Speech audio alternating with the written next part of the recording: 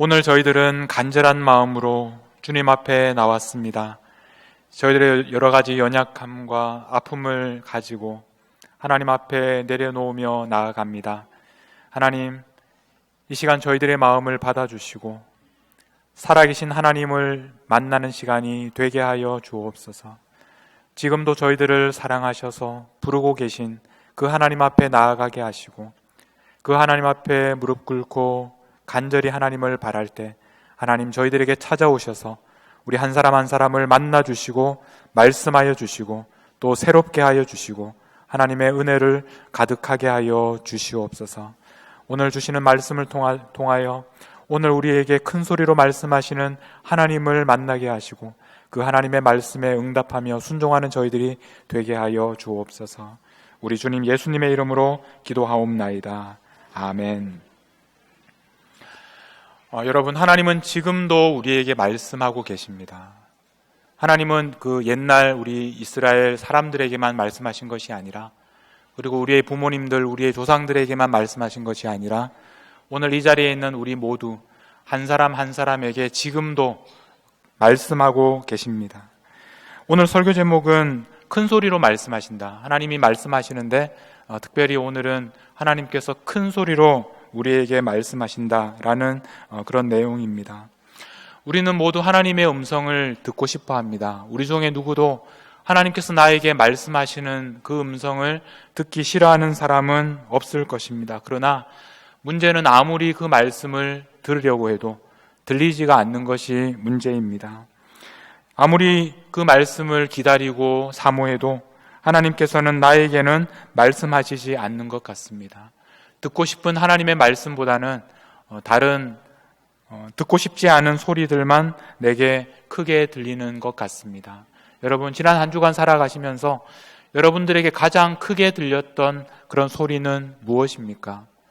여러분들의 지금도 그 마음에 남아있는 여러분들이 들었던 많은 소리 중에서 지금도 기억하는 여러분들에게 가장 크게 들렸던 소리는 어떤 소리입니까?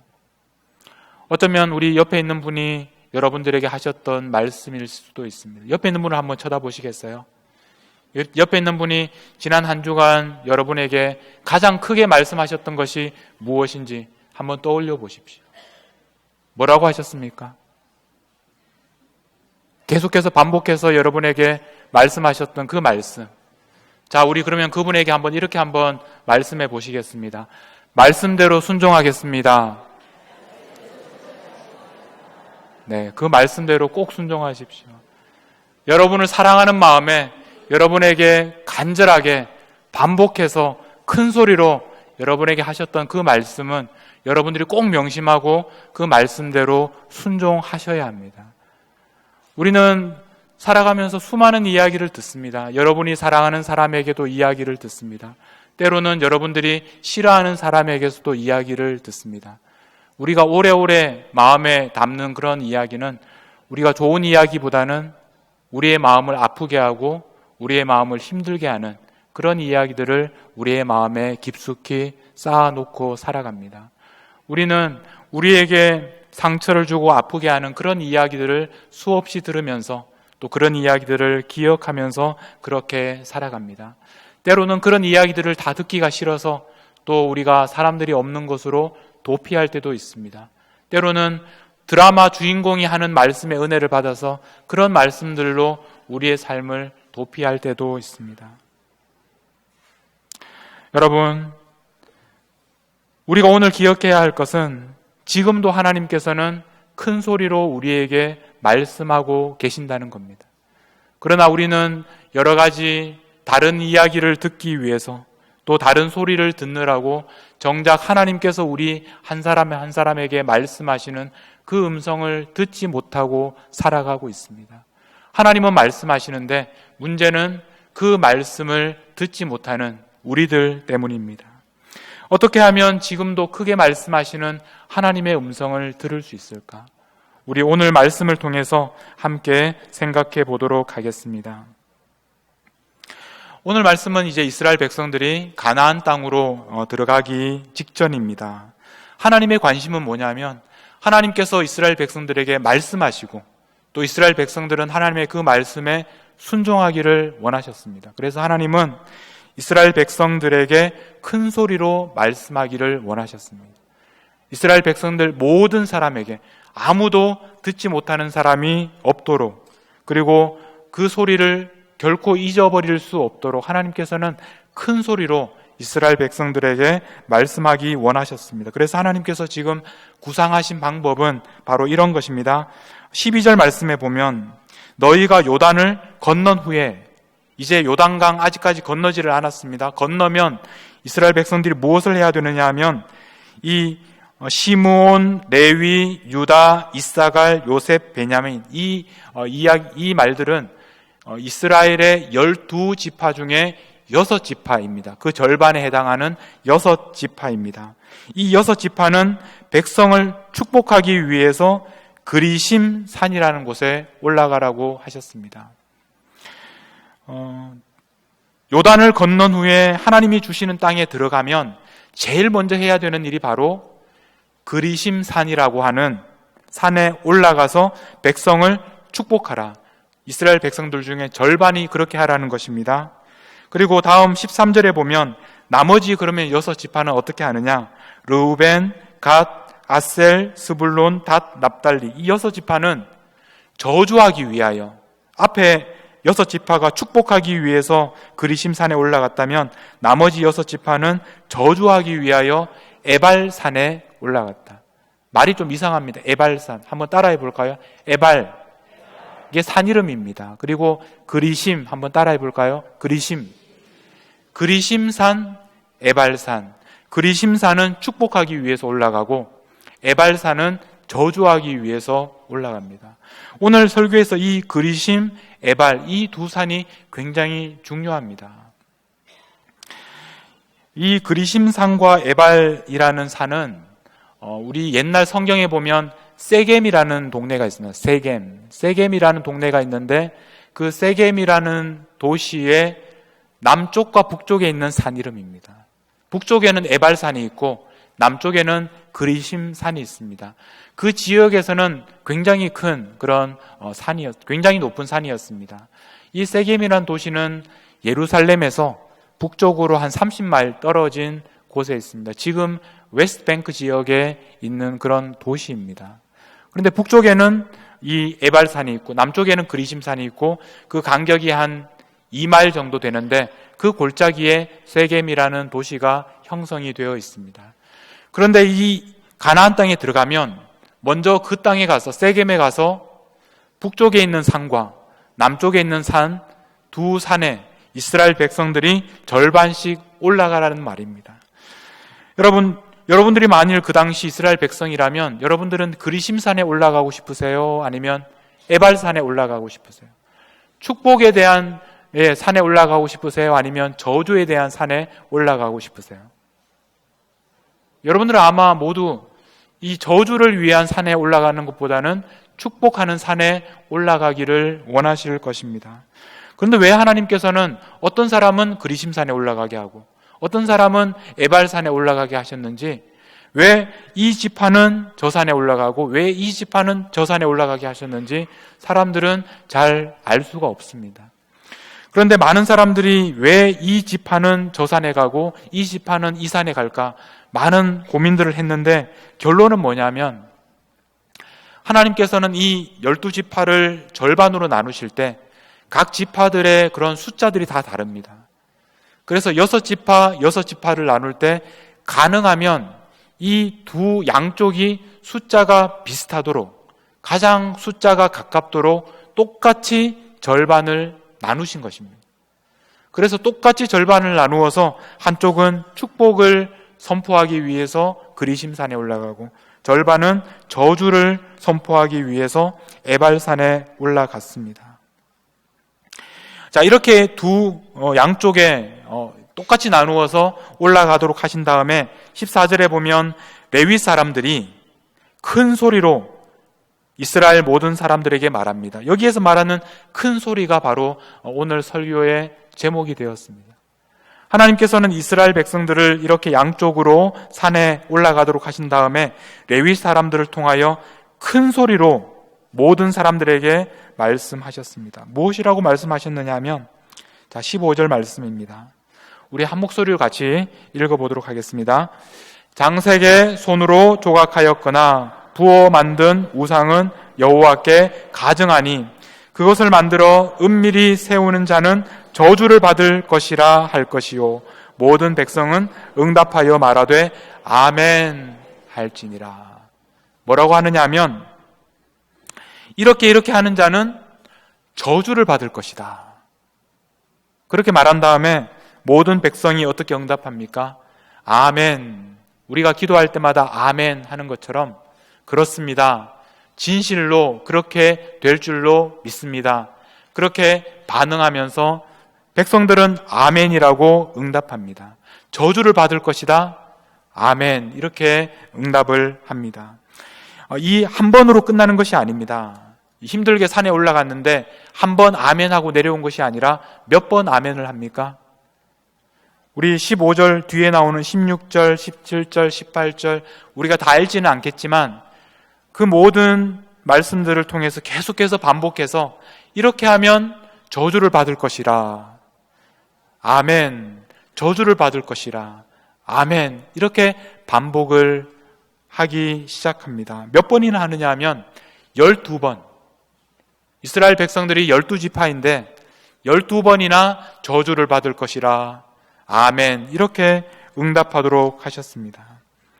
26절을 보면, 마지막 12번째 말씀을 보면, 이 율법의 말씀을 실행하지 아니하는 자는 저주를 받을 것이라. 지금까지 했던 이야기들을 정리해서 종합해서 이 말씀, 율법의 말씀을 지키지 않으면 저주를 받는다. 거기에 대해서 백성들은 아멘, 이렇게 응답을 했습니다. 여러분, 만약 여러분들이 그 당시 이스라엘 백성이었다면, 그리고 그림심산에 올라가고 에발산에 올라가서 레위인의 그 말씀에 따라서 아멘 12번을 하고 그 산에서 내려오셨다면 여러분들의 마음은 어떠셨을 것 같으세요? 저주에 대해서 12번이나 저주를 받을 것이다, 아멘, 이렇게 12번이나 하고 내려온 사람들은 그렇게 마음에 썩 좋지는 않았을 것 같습니다. 물론 우리는 하나님의 말씀을 지키고 싶습니다. 하나님의 말씀을 순종하기를 원합니다. 그러나 때로는 우리가 하나님의 말씀을 지키기 어려울 때가 있습니다. 그런데 12번 중에 한 번이라도 하나님의 말씀을 지키지 않으면 어떻게 됩니까? 저주를 받는 겁니다. 특히 그리심산에 올라간 사람들은 그래도 축복의 산에 올라가서 그래도 기분이 좋겠지만, 에발산에 올라간 사람은 그 저주의 산에 올라가서 12번이나 저주를 받을 것이다, 이렇게 선포하고 아멘이라고 얘기하고 내려와서 그 마음이 얼마나 힘들었을까 생각할 수 있습니다. 자, 그런데 우리가 여기에서 하나님께서는 온 백성이 듣도록 큰 소리로 이렇게 율법을 지키지 않으면 저주를 받을 것이라 라고 12번이나 반복하게 하셨고 모든 사람들이 그 음성을 듣게 하셨습니다. 그런데 하나님께서 말씀하시는 큰 소리는 사실 우리가 여기에서 그치면 안 됩니다. 하나님께서 그들에게 말씀하시고 싶었던 것은 또 다른 소리가 하나 있었습니다. 그것을 우리가 찾아볼 수 있어야 합니다. 다시 우리가 앞으로 돌아가서 2절 말씀에 보면, 너희가 요단을 건너서 하나님께 주시는 땅에 들어가는 날에 요단강을 들어가서 해야 될 일이 또 하나가 더 있습니다. 그것은 뭐냐면 큰 돌들을 세우고 석회를 바르라. 돌에다가 석회를 발라서 3절에 보면 요단을 건넌 후에 이 율법의 모든 말씀을 그 위에 기록하라 그러셨습니다. 하나님의 모든 말씀을 돌 위에다가 기록하라. 돌 위에 기록하는 이유가 무엇이겠습니까? 돌은 변하지 않는 것. 그래서 영원히 변하지 않도록, 영원히 기억하도록 돌 위에다가 그 말씀들을 다 기록하라라고 하셨습니다. 한 번만 기록하라고 하신 것이 아니라 나중에 8절에 가보면 이 율법의 모든 말씀을 그 돌 위에 분명하고 정확하게 기록할지니라 반복해서 말씀하셨습니다. 여러분, 성경에서 이 기록하라라는 말을 이렇게 반복해서 3절과 8절에서 반복해서 말씀하실 때는 그 4절부터 7절 그 사이에 있는 말씀을 굉장히 강조하고 있다는 것을 여러분들이 기억하셔야 합니다. 하나님께서는 그 말씀을 기록하라고 하신 다음에 그 기록한 말씀을, 그 돌을 어디에다가 세우라고 하셨느냐 하면 4절 말씀을 보시면 너희가 요단을 건너면 그 돌들을 어디에다가 세우라고 하셨습니까? 여기에 다시 에발산이 나옵니다. 에발산은 어떤 산입니까? 저주를 선포하는 산. 그러니까 그 저주를 선포하는 산에다가 하나님의 말씀을 기록해서 그 돌을 거기에다가 세워라. 그 말씀대로 지키지 않으면 너희들은 저주를 받을 것이다. 그런 말씀이 되는 것입니다. 자, 그런데 여기에서가 중요합니다. 에발산에다가 돌을 세우라고 하셨는데 돌만 세운 것이 아닙니다. 5절 말씀을 보십시오. 거기에 보면 또 무엇을 그곳에 세우라고 하셨습니까? 내 하나님 여호와를 위하여 제단, 돌로 만든 제단을 쌓으라고 하셨습니다. 6절에 보면 다듬지 않은 돌로 그 제단을 쌓아서 그 위에다가 하나님께 번제를 드려라. 번제라는 것은 모든 짐승을 잡아서 온전히 태워서 하나님께 올려드리는 그런 제사입니다. 그리고 7절에 보면 화목제를 드려라. 화목제라는 것은 다 태우는 것이 아니고 그 중에 기름이나 내장 같은 것을 하나님께 태워서 제사로 드린 다음에 그 고기를 구워서 제사를 드린 사람들이 함께 나누어 먹는 그런 제사입니다. 그 화목제를 드려서 거기에서 먹으며 내 하나님 여호와 앞에서 즐거워하라.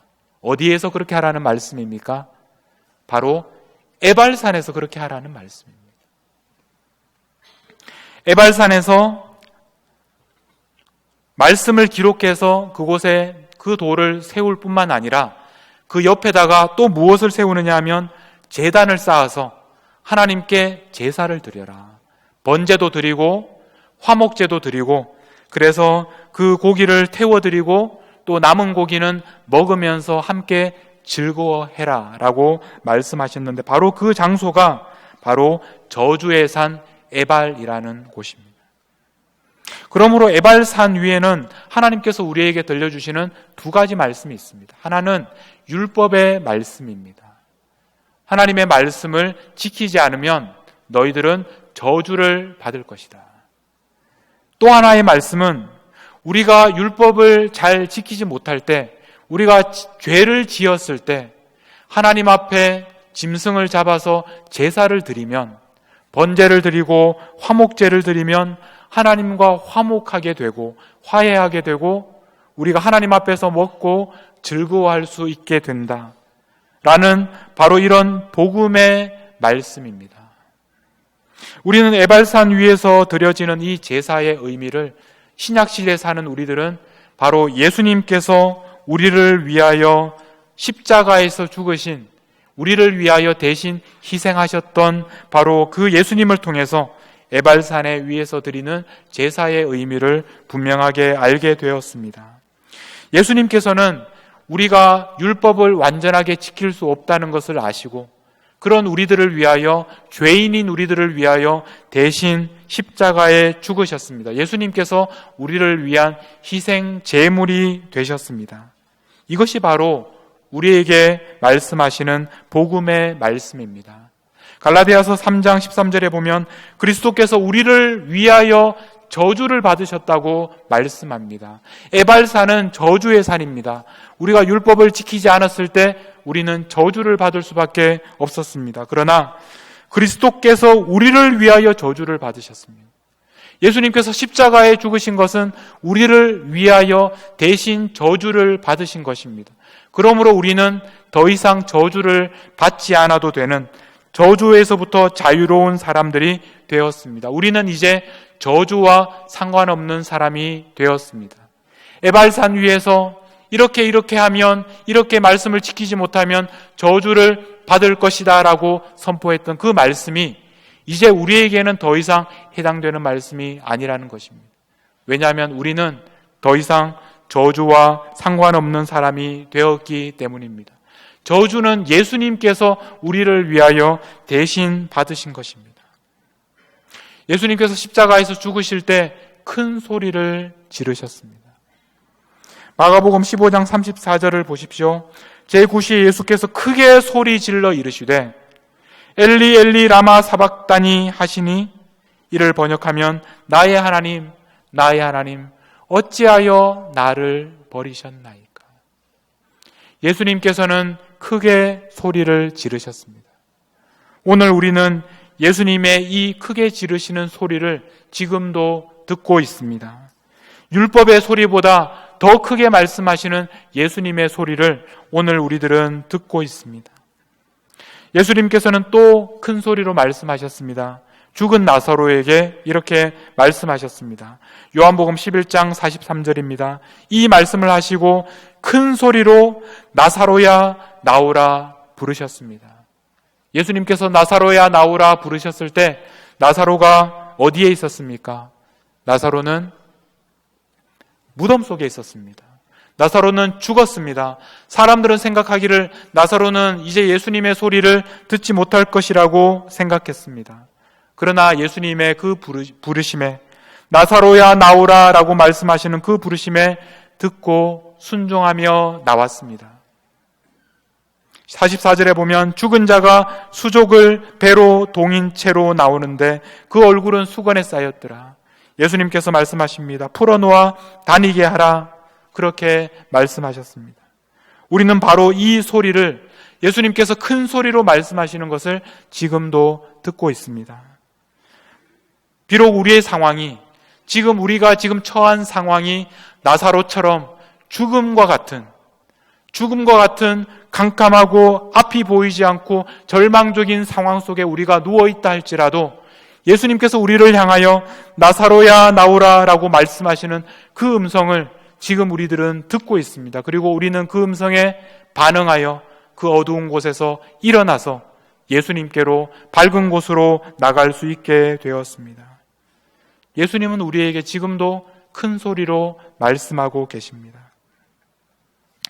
여러분, 우리는 에발산 위에서 선포되었던 율법의 큰 소리는 우리 모두가 너무나 쉽게 그리고 분명하게 듣고 있습니다. 우리는 말씀을 지키지 않으면 저주를 받게 된다는 그 이야기를 12번이나 반복해서 듣고 아멘이라고 응답하며 살아갑니다. 우리 모두는 우리 마음속에서 들려오는 하나님의 말씀을 듣고 있습니다. 우리가 어떻게 살아야 하는지, 어떻게 사는 것이 옳은 것인지, 우리가 이웃들에게, 우리가 사랑하는 사람들에게 어떻게 하는 것이 하나님의 뜻인지, 어떻게 하는 것이 하나님께서 기뻐하시는 일인지 우리 모두는 너무나 잘 알고 있습니다. 그 소리를 우리는 날마다 들으면서 살아가고 있습니다. 그러나 문제는 우리가 그렇게 할 수 있는 힘이 우리 안에 없다는 것입니다. 어떻게 해야 되는 일이 좋은 것인지 옳은 것인지는 알고 있지만 그러나 우리는 그 말씀대로 살아갈 수 없습니다. 우리가 아는 대로 살아가지 못하기 때문에 우리 마음에는 죄책감이 찾아옵니다. 우리의 연약함 때문에 실망하게 됩니다. 그리고 우리 자신을 정죄합니다. 또 다른 사람들도 우리를 향하여 소리를 지르기 시작합니다. 너는 그렇게밖에 할 수 없는 연약한 사람이라고, 너는 죄인이라고, 너는 못난 사람이라고 우리를 향하여 사람들이 큰 소리를 지르기 시작합니다. 우리는 그 소리를 너무나 잘 듣고 있습니다. 그러나 여러분, 그렇게 크게 들리는 소리보다 더 크게 우리에게 말씀하시는 하나님의 소리를 들으실 수 있기를 바랍니다. 바로 그것은 예수님을 통하여 우리에게 지금도 말씀하시는 하나님의 음성입니다. 그것은 바로 복음의 음성입니다.